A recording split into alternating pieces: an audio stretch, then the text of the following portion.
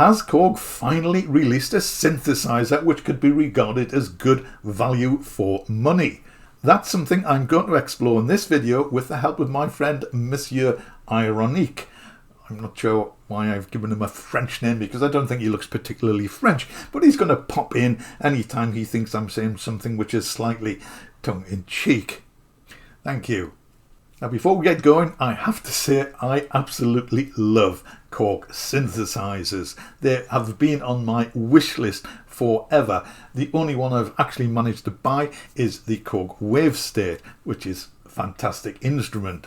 But I do wonder about the marketing policies which result in the price of Korg synthesizers. Now I think the rot began to set in, if I may say so, around 4 years ago when Korg released the PS3300.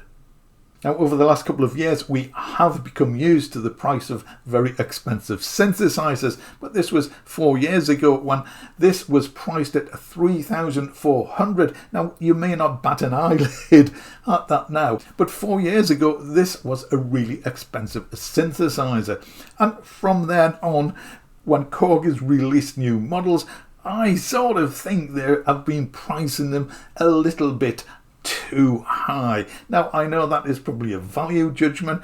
I do know a lot of people agree with me, but many people will not, and that's fine. But things sort of came to a head when Korg released the SE versions of the Op6 and Wavestate. Now the Op6, the Wavestate and the Modwave were small plastic synthesizers. They were essentially soft synths, and Korg had built a dedicated interface for them with a little plasticky keyboard. Now about a year or so back you could buy one of these for around £550. If you've been watching the news you'll know that Korg has updated a couple of them, basically given them a bit more polyphony, but they've also produced module versions. And from around £550, I think it's going to be around about £700 now to buy the keyboard version. And if you want the module version without the keyboard, I think that's going to be about 50 quid cheaper, which gives you a good idea of how much Korg thinks these actual keyboards are worth. But to get back to the SE models, Korg released these at an initial price of £2,000, which was, frankly, I can't think of any other word for it, but totally stupid. It was a stupid, ridiculous price, and whoever came up with that really should be taken out and given to Roland. I wasn't the only one who thought this was a stupid price, and about 4 months later the prices miraculously came down to a still slightly ridiculous £1,600, and now I think you can buy one for around £15 if you shop around. Now I've said before, and I shall say it again, synthesizer companies we may love the synths they produce, we may love the companies and the history and the technical expertise which goes into building these synthesizers, but they are not your friends. They are companies who just happen to make money building synthesizers, and the object of the business is to make as much money as they can from the goods that they produce, just like any business in this consumerism and capitalist society.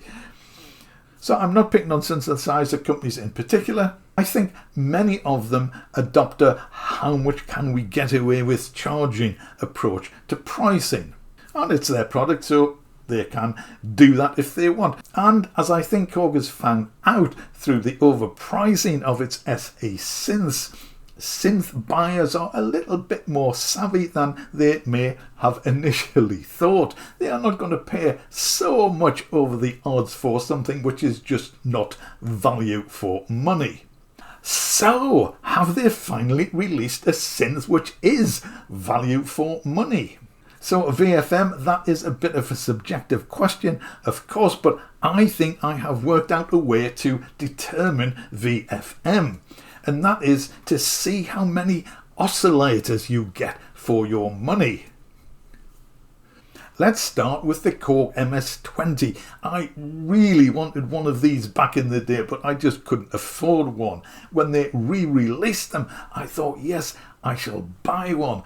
But the price that they came out with, I thought was just not good value for money. Now I think they've been discontinued and people are selling them at the original retail price. Or I think Korg actually increased the price just before they discontinue them. So I think you're probably looking at 900 or £1,000 if you want to buy a second-hand MS-20.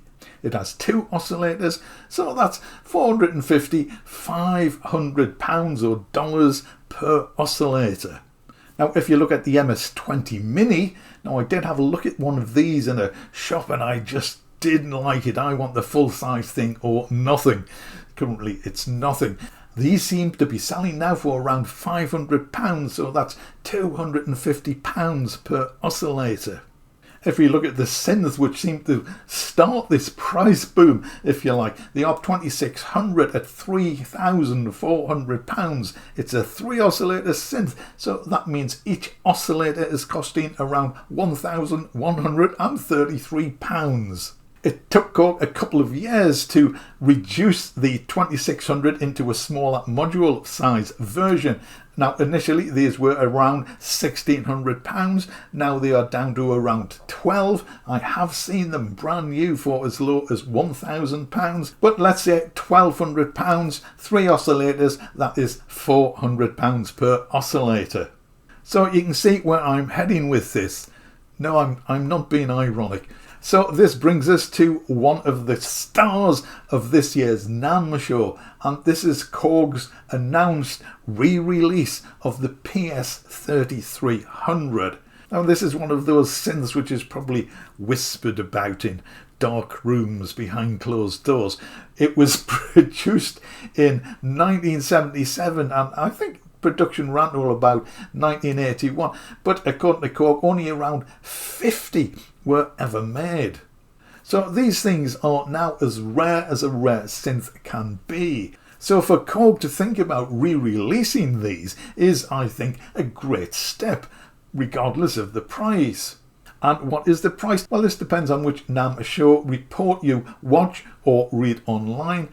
Someone in Korg said it was going to be around $12,000 and $15,000, and 1 or 2 people I think actually quoted a price of $13,000. Now I think if you're going to pay $13,000 for a synth, another $2,000 is probably not going to put you off. But let's stick with the price of $13,000.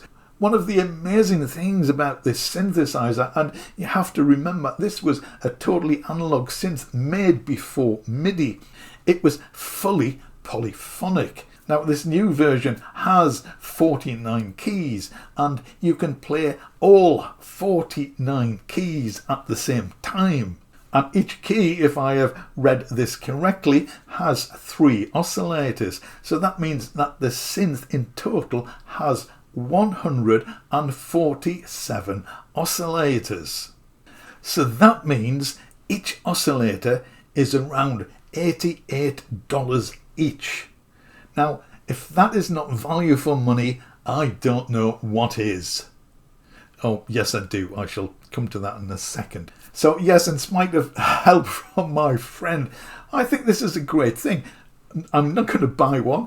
I don't know who would buy one. I suspect people who are really into synthesizers and have a lot of disposable income. I think some pop stars and people with that sort of money will buy one.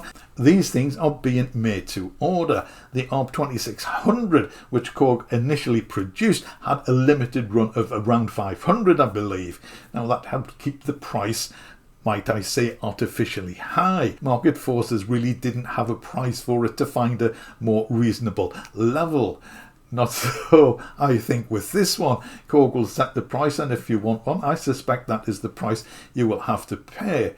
So even if you are 501 on the list, you should still get your PS3300, even though it may take a year or 2. I've no idea what the lead time on these is going to be.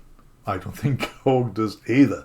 Now, if you think that is a lot, Korg could have taken a Moog attitude to this. Now, when Moog re-released the re-release of the Mini Moog a year or 2 back, I think it was now, at over £5,000, there was a sigh of disappointment from Moog fans who really wanted a Mini Moog, but over £5 grand. They just couldn't afford to pay that amount of money for it.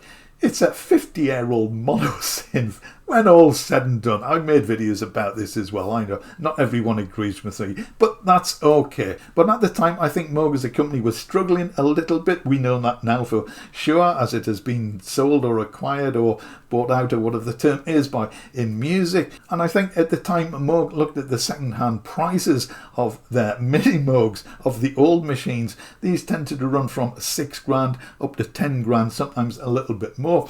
And they probably thought, if we can produce one and undercut the second-hand market at £5 grand, people are going to buy the new one rather than the second-hand one. And I think people who wanted a mini Moog generally did. I've no idea how much of a success it was. I don't know if we'll ever know. Korg could have taken that approach with the PS3300. Here's an original one I found on Reverb. Yes, this is over 70 grand. So if you are in the market for one of these, just be grateful that Korg didn't take that approach and price these at 50 grand.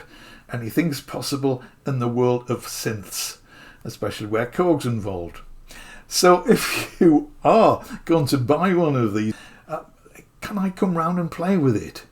Now, if $88 per oscillator is still too much for you, you can get one of these for 3 or 4 cents or pennies per oscillator, thanks to Cherry Audio, who have a software version of it. You can check this out on the Cherry Audio website. There's a video by the wonderful Tim Shoebridge. And if you want to buy one, it is $49. Wow. So in the UK, that's going to be around 38 Great British pounds. A veritable bargain. Let me know what you think of this idea of companies re-releasing these old, big, massive vintage synthesizers, albeit at a price. I'm going to say goodbye to Monsieur Ironique for now. Thank you for your help. I hope you found this interesting, informative, mildly entertaining, perhaps, who knows, maybe all three. If you did, there's a big subscribe button down there and a big thumb button as well. If you want to click either or both of those, that would be amazing. Thank you very much indeed. And if you have enjoyed this video, I think you might enjoy these videos as well. Thanks again for watching. I will see you again in the next one.